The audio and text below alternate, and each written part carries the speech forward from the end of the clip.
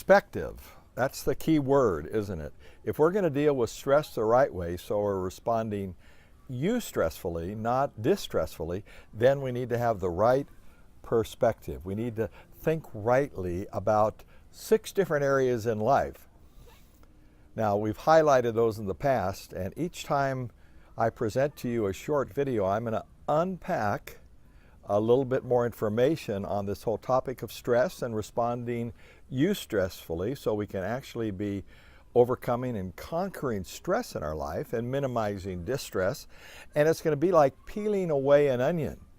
So I'll give you a little bit of information, just in little bits and pieces, and we'll keep going deeper and deeper and deeper, particularly as we get into our course on dealing with stress.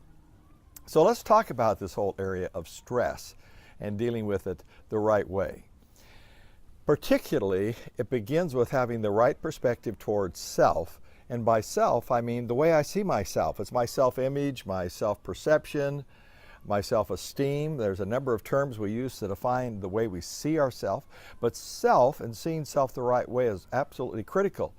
And you might recall the key to that is thinking of our life in a balanced way.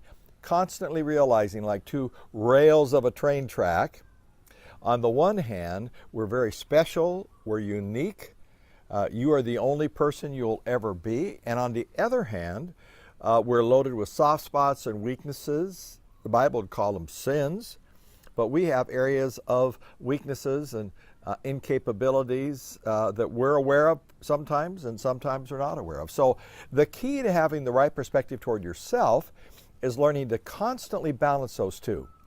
So like a train needs to stay on the train tracks to be able to get traction and move forward the way it needs to, you need to stay on the train tracks of a right perspective of self-image by constantly seeing yourself as special.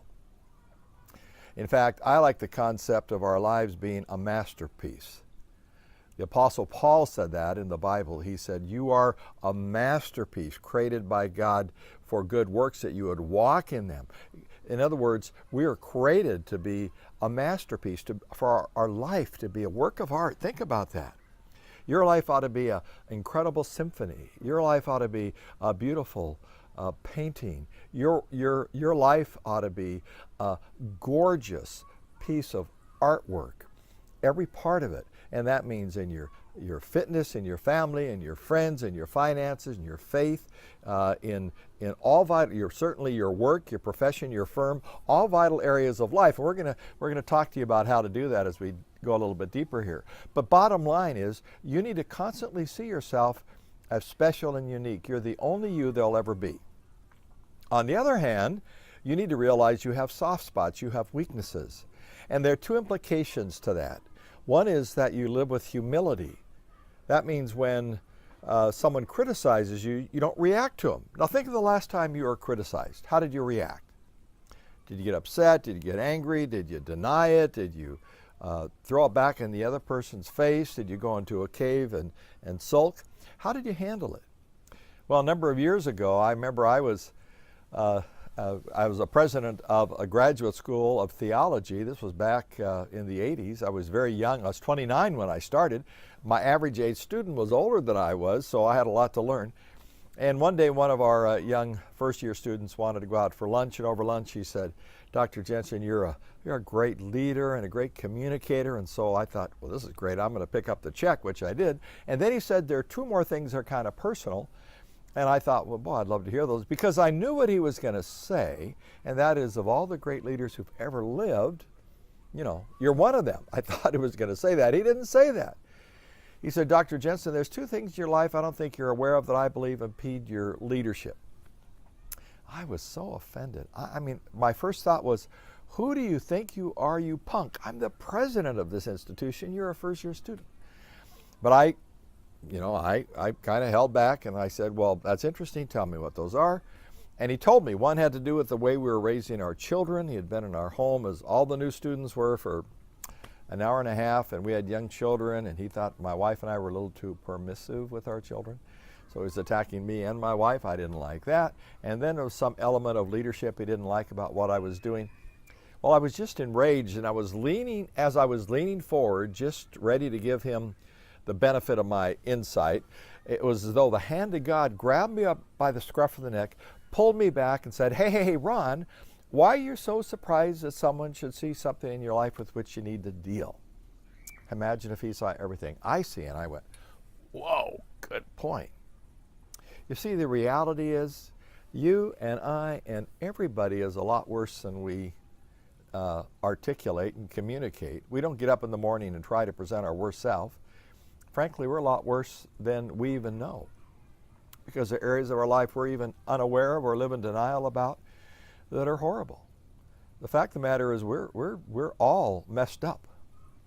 And the key to living the right kind of life with the right perspective toward yourself is realizing you have soft spots, so you're constantly living with an openness to criticism and a humility, and honestly a fear of God that says, look, I realize that my inner life doesn't always match up with my words and my outer life, and I have a lot of areas to grow in, and that's fine, by the way. We're all a little goofy.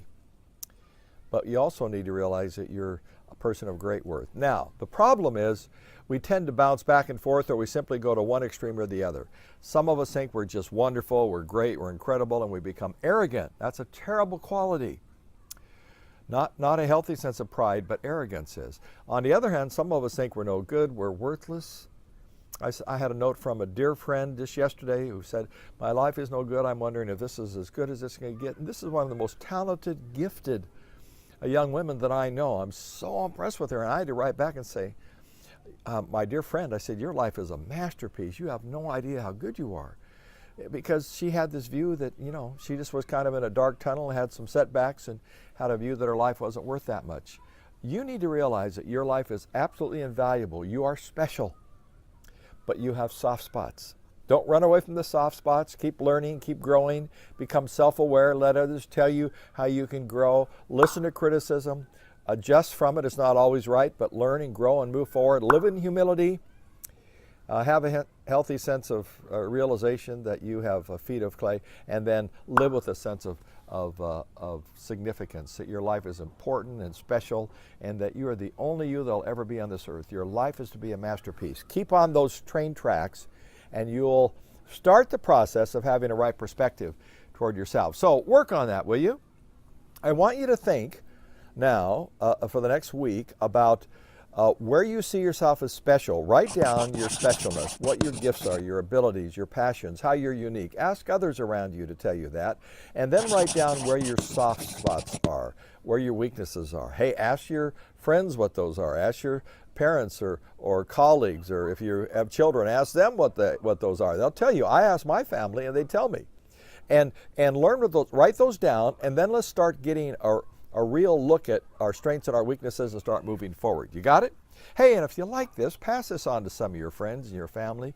Lord knows we could all use some help in dealing with stress, and I hope this was helpful to you. Ron, signing off from, again, my beautiful backyard in San Diego, California. Audio Jungle.